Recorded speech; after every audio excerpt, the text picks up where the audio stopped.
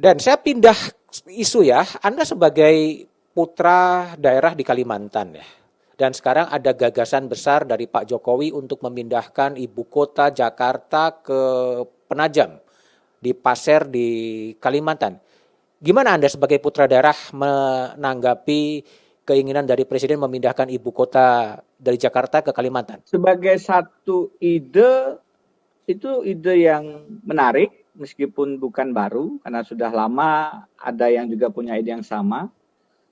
Dan itu juga terjadi sebagaimana kita tahu dilakukan di beberapa negara. Salah satunya dengan argumentasi untuk memisahkan antara pusat bisnis dan pusat pemerintahan. Iya kan? Kalau di sini kan di Australia ini pusat bisnisnya Sydney, pusat dan Melbourne yang keduanya, yang pusat pemerintahannya adalah Canberra. Dengan demikian dirasakan lebih pas dari sisi tata kelola pemerintahan dan tata kelola ekonomi. Di sisi lain, saya memberikan catatan hukum. Kemarin prosesnya itu sebenarnya agak melompat begitu. Walaupun saya juga mengerti lompatan itu barangkali dilakukan untuk mempercepat, mengakselerasi ide ini agar segera terwujud. Tapi dari sisi hukum harusnya memang yang diawali adalah bagaimana kemudian ada proses legislasi yang merubah undang-undang, baru kemudian proses politiknya. Tapi itu menurut saya tidak terlalu problematik karena memang hukum terkadang ketinggalan dengan improvisasi, apalagi ide-ide yang butuh percepatan. Dan menurut saya untuk memindahkan ibu kota itu butuh akselerasi, apalagi masa jabatan presiden hanya 5 tahun. Tapi yang saya khawatir dari sisi proyek adalah ini proyek besar.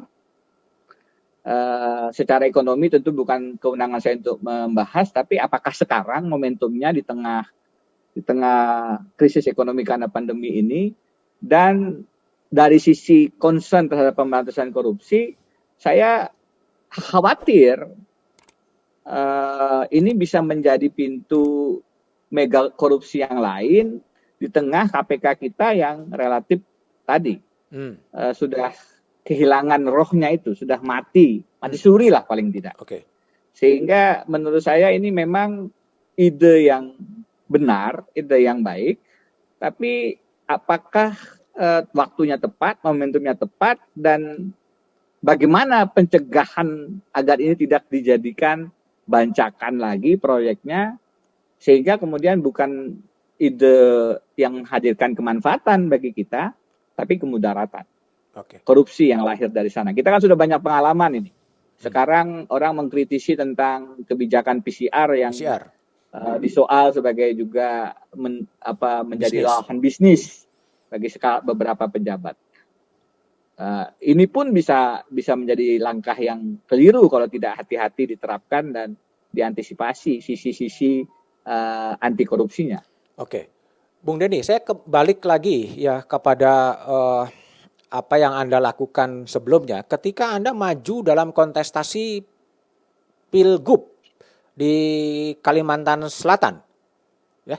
Apa sih tiba-tiba kok Anda dari aktivis anti korupsi, dari dosen, dari Wamenkumham, kemudian memilih jalur politik untuk menjadi cagup di Kalsel dan kemudian kalah.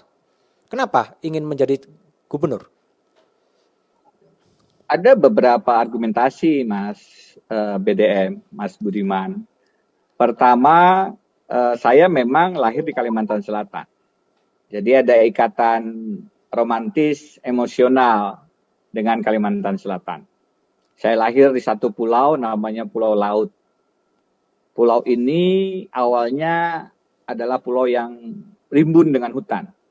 Ayah saya kerja di satu perusahaan BUMN Inhutani 2. Yang sekarang tentu saja sudah tutup. Karena hutannya sudah habis di sana. Masa kecil saya bermain di pinggir pantai yang tanpa alas kaki, begitu pulang hitam. Tapak kaki saya itu hitam. Karena yang saya injak itu batu bara. tidak perlu dikupas. Nah, sejak saya menerima amanah sebagai Satgas, Pemberantasan Mafia Hukum, staf khusus, wakil menteri, saya sudah melihat bahwa tanah kelahiran saya, Pulau Laut ini, tanah yang kaya raya itu, tidak menghadirkan kesejahteraan bagi saudara-saudara saya di sana. Dan akhirnya saya memutuskan untuk maju setelah menimbang ada peluang. Ada peluang untuk bukan menangnya ya, peluang untuk ayo berjuang bersama-sama, kita lawan politik uang. Dan survei pertama yang saya lakukan,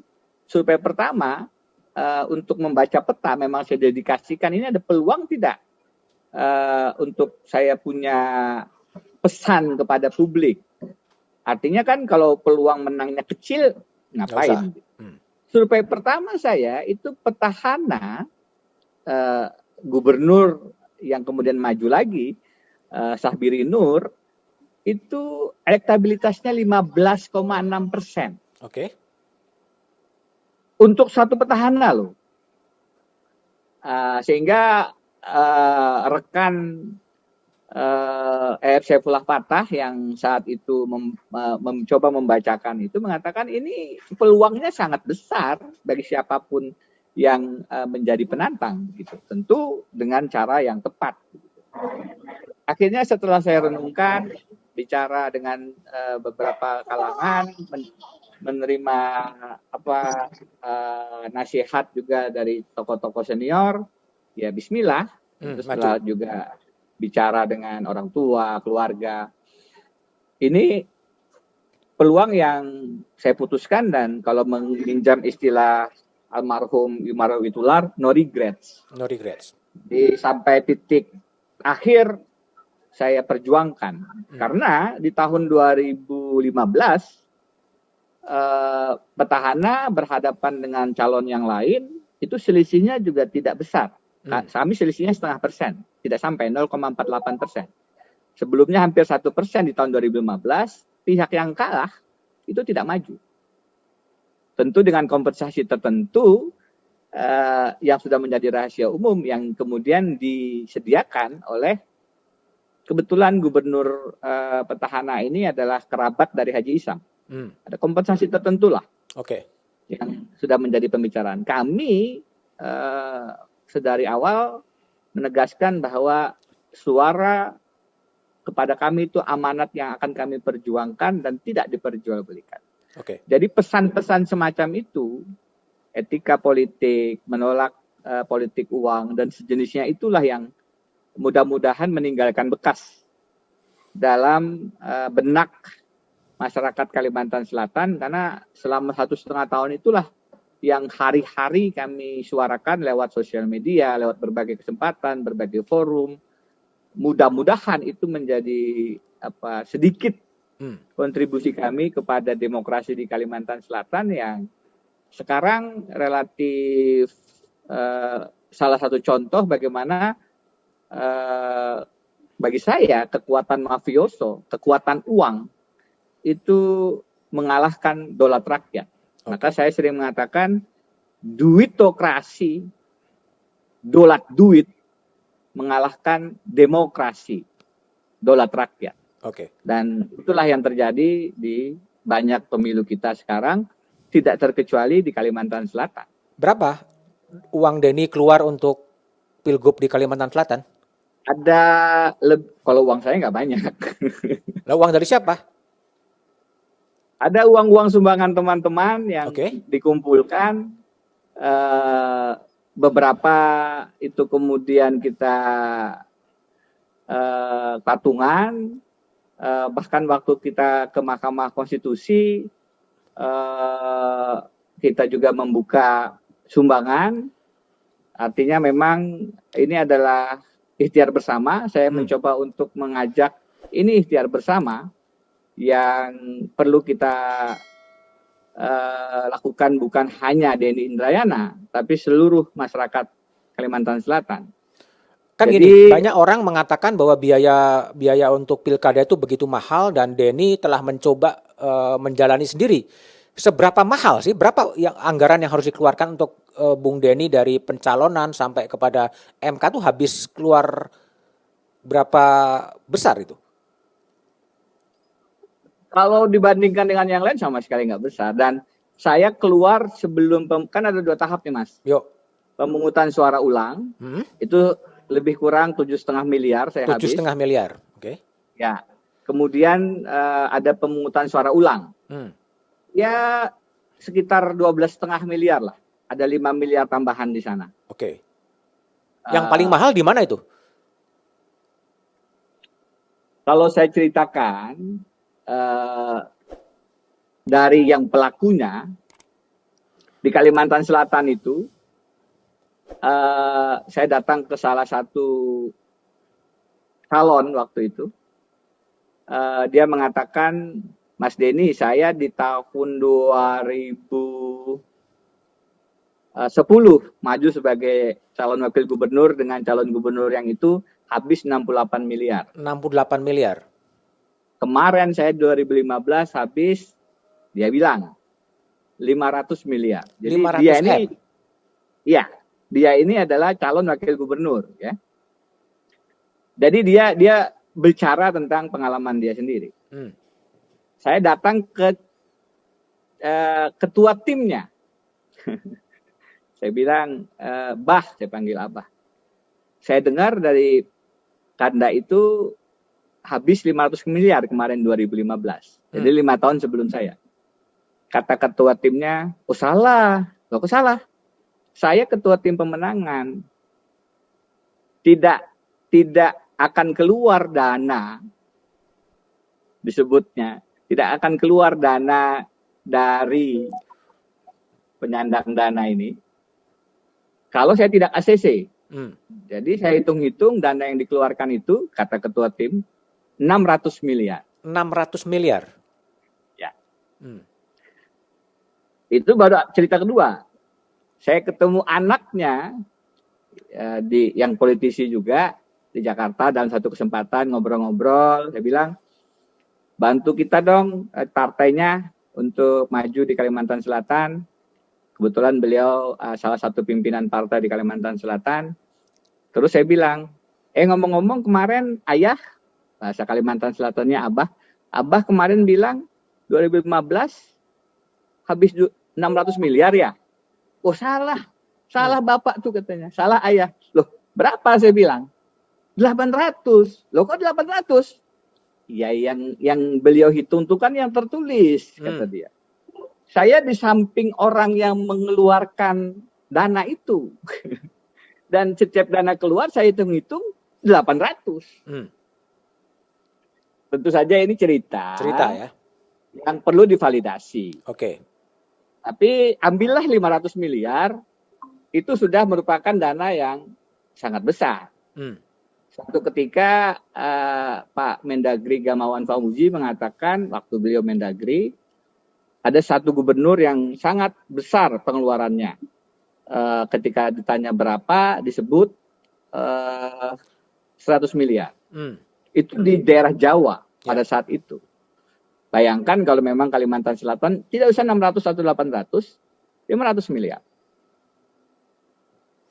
Jadi memang pilkada ini memang menjadi sumber terjadinya korupsi ya, Den? Ada satu penelitian KPK yang kira-kira mengatakan pemilu di daerah yang kekayaan alamnya besar itu juga membutuhkan modal politik yang juga lebih besar. Oke. Jadi kalau Riau itu gubernurnya hat-trick begitu terjaring KPK pada saat belum meninggal. Kalimantan Selatan ini apakah berarti tidak ada masalah karena tidak ada gubernur yang sempat ditangani KPK? Saya bilang belum tentu.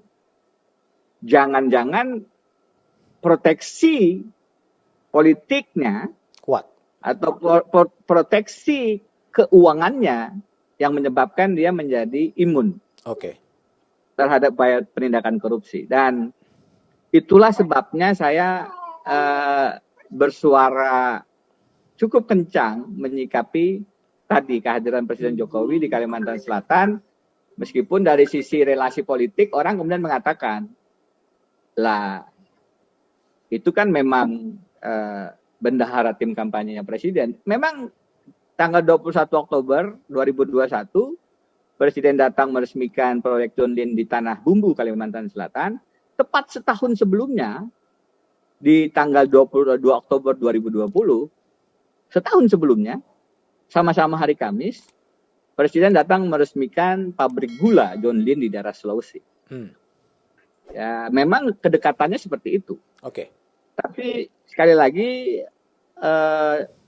ini perlu dilihat dengan kacamata yang jernih. Bagaimana kita harus meletakkan good governance, pemerintahan yang baik, dan good corporate governance, korporasi yang juga anti korupsi. Dan menurut saya kedatangan itu memberikan gestur yang pesan dan komunikasi politik yang buruk bagi citra Presiden.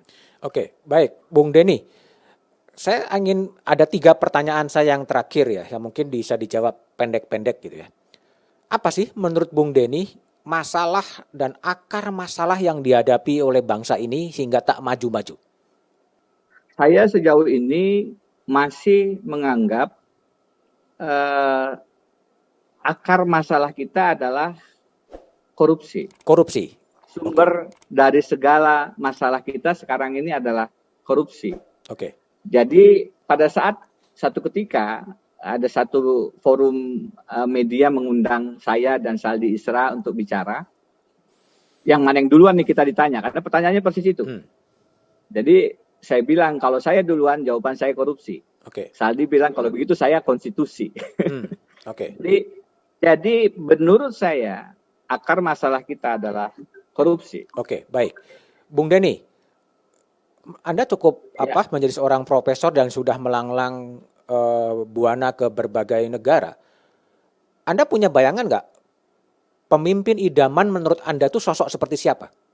Wah, ini pertanyaan yang sulit untuk dijawab ya. Karena saya punya figur seseorang begitu yang menurut saya kalau 2024 beliau punya kesempatan menjadi calon presiden, saya akan memilih begitu. Tapi kalau itu disebutkan namanya, rasanya ya ada momentum yang belum cukup matang untuk menghadirkan itu. Kalau pemimpin di luar negeri siapa yang Anda idolakan? Pemimpin di luar negeri.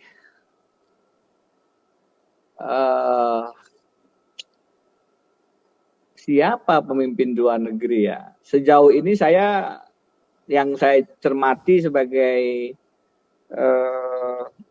presiden yang relatif menjaga semangat-semangat anti korupsi, tetap kemudian membawa negaranya ke arah yang juga tidak buruk begitu. Kalau di Amerika Serikat tentu Barack Obama ya.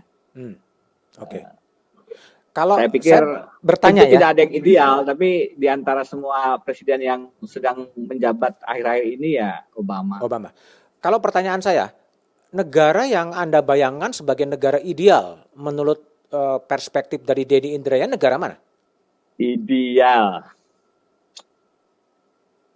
Nah, itu pertanyaan almarhum ayah saya.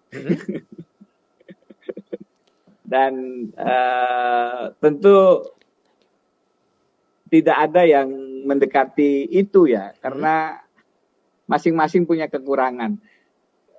Yang kesejahteraan ekonominya baik, tapi tidak demokratis itu Singapura. Tapi dia tidak demokratis. Dan tentu saja juga Singapura punya tantangan yang berbeda dibandingkan dengan kompleksitas yang ada di Indonesia. Di luar itu saya tidak melihat ada negara yang memang sepi dari masalah begitu. Tapi tetap saja kita punya problematika yang luar biasa. Compare to Australia, karena saya kebetulan bisa membandingkan dua negara ini, ya Australia adalah salah satu negara yang pemerintahannya relatif oke, artinya bukan berarti tanpa masalah, dan kehidupan bermasyarakatnya juga baik, tapi di sini penduduknya kan kurang dari 30 juta. Jadi memang ini menurut saya salah satu contoh negara yang demokratis dan menghadirkan kesejahteraan. Oke, baik Bung Denny, hampir 1 jam ngobrol dengan Denny Indrayana. Bung Denny, terima kasih ya. Sukses selalu di Australia. Jaga-jaga supaya tetap sehat semuanya. Thank you, Bung Denny. Saya terima kasih Mas BDM atas kesempatannya berdiskusi dengan Mas BDM dan semua pemirsa Kompas. Terima kasih. Makasih, thank you.